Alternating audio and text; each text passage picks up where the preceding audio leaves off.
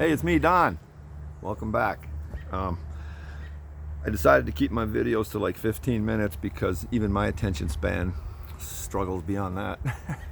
So I'm gonna cut to the chase. People didn't come here to hear UFO or Bigfoot videos, right? Or subject matter. So here's what the deal is. I'm gonna put like a little synopsis here so you don't have to go through every single video to figure out why I'm making these videos. So I'm gonna just straight out tell you. And I'm wearing sunglasses because it's really bright out here. And if I don't wear them, yeah, let's go ahead. So I'll wear them. And okay. So why I'm making these videos is because I want to tell my story. I have multiple stories of crazy shit. I don't know whether I want to bring up my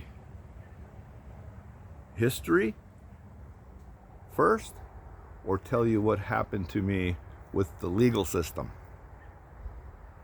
the injustice of the legal system. So what I'll do is I'll tell you about the case first, and then I'll get into my history both prior to the case and after the case concluded on its face. It's a terrible case. In this case, we have horrible allegations against me. No prior criminal history whatsoever. I faced 110 years in prison. And in fact, I did go to prison. At trial, I was sentenced to 42 years after trial. I was found guilty. I was acquitted of one charge, and the judge, in title only, gave me 42 years in prison. I went to prison for 16 years, a little more than 16 years I was locked up. They snatched me up off the street, and I didn't see the street again for over 16 years. And that's because the amount of evidence that myself and a large handful of really great people were able to accumulate so much evidence against the persons that railroaded me intentionally into prison, hoping to be rid of me forever. We were able to document boxes full of information that would send you or me to jail. And we have witnesses with affidavits, audio and video recordings. It was all a scam. They came at me. They wanted to destroy me, and they did. They did. They used it. They used the power. The prosecutor who prosecuted me had been disbarred previously, more than once. In the state of Minnesota, I'm in Wisconsin. He came to Wisconsin because he's no longer able to ever practice law in Minnesota. The man is a pathological liar. He's sick. Everyone knows that. Judges know he's sick. He's incompetent in the law. The Supreme Court of Wisconsin proved his incompetence. His lies are uncountable. There's so many. The Supreme Court investigated him, and the investigators who were investigating his lies were lied to. I'm going to save all that stuff for later. But let's just say that the judge is a sexual predator. He's perverted. He's incompetent. Nobody's ever ran against him because it's a good old boy thing here. If you try to run against that judge, you're going to get a phone call in the middle of the night. You know what I mean? We have people that told us that. Same thing with the sheriff. This is Iron County, Wisconsin. Famous Silver Street for its prostitution and corruption. In fact, the prior judge, before the judge that railroaded me, the prior judge, Alex, I'll remember his name as we go on. It's Alex and Alec. Anyways, I'll get to it. He went to prison because he was involved in prostitution in Hurley. Imagine that. Imagine that. Another corrupt judge, but he got caught. See, he must not have been paying off the right people. And then they replaced him with this clown, in my case, who was a pervert and he ran the entire prostitution ring. There's never been any prostitution bust in Hurley, even though it's completely famous for it. It's a dead town now. Don't come here. It's dead. All you got in this town are losers, weasels, and slime balls. Okay, and that's from the top down. All right. So the story I'm going to tell you is about extremely corrupt county, Iron County, Wisconsin. Not so much these days that I know of, and I'm not looking because I don't give a shit anymore. These people are all going to hell. In fact, the judge in my case, karma got him. I don't know whether he committed suicide, drank himself to death, or whatever happened to him, but he's dead. He's in the dirt, okay? And the lying prosecutor with no heart, guess what failed on him? His heart. Because it never worked anyways. He has no conscience. He had no heart. He's a sick Martin Lipsky, Lipske. Look up the Wisconsin Supreme Court disciplinary proceedings on him, and I don't need to say more, except for the things he did in my case. They were nonstop at me. Even when I was in prison, they were calling the prison making lies, trying to cause my life to be even harder, because we were publishing all the evidence that we were accumulating on the clowns that ran Iron County, the little wannabe mobsters, okay? It's a horrible story. There's some things I'm not going to tell you right now because they're so shocking. I just want them to be a surprise later in the videos. It's so shocking, it'll probably make you throw up. I know I've thrown up. I know I've cried uncountable gallons of tears. They destroyed my family. They destroyed my business of 17 years. I was a businessman on the main street of Ironwood, Michigan. I had a store. I had 3 stores in Ironwood total for 17 years. I'm an electronics technician, had a electronic sales and service, and man, I had so much work, I didn't know what to do with it. I had contracts with everybody around town, and I had a great business. And I had my own home down there in Oma, and had my son Kirk, and money in the bank, new truck. I was doing good. And then I met the wrong girl. I don't believe it was a girl. I believe it was Satan wrapped in flesh, and a lot of her friends even share that. They're like, yeah, there's something wrong with her. Anyways, it's gonna be a terrible story. Corrupt police, destroying evidence, perjury in court, misconduct in public office, criminal activities in public office. The courts are just so horrible. And there's somebody got killed in this case over all this. And here's the problem. In the end, or at least what appears to be the end, is that they had to release me from prison. I did over 16 years, a little bit more than 16. And they had to release me, not because they're nice, because we were sending them all the evidence that we were getting on everybody. And I tried not to be a jerk or an asshole, even though they are, and they're beyond that. They're satanic. That's the only answer for that. So I'm not trying to be like that, because I'm not like that, okay?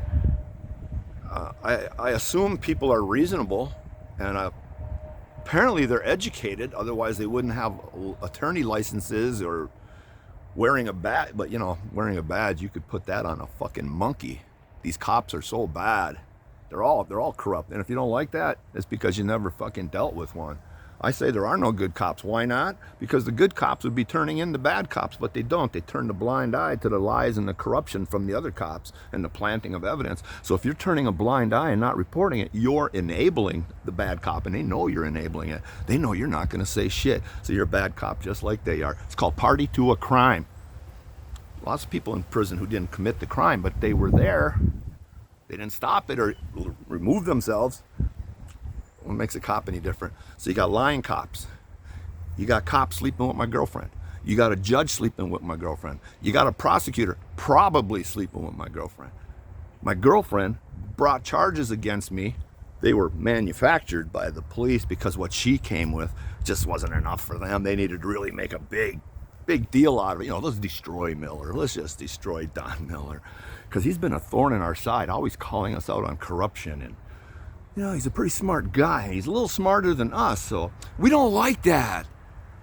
In a fascist world where people are smarter than us. No. That's why they burn books and shit in other countries. They don't like smart people. And I'm a little smarter than them.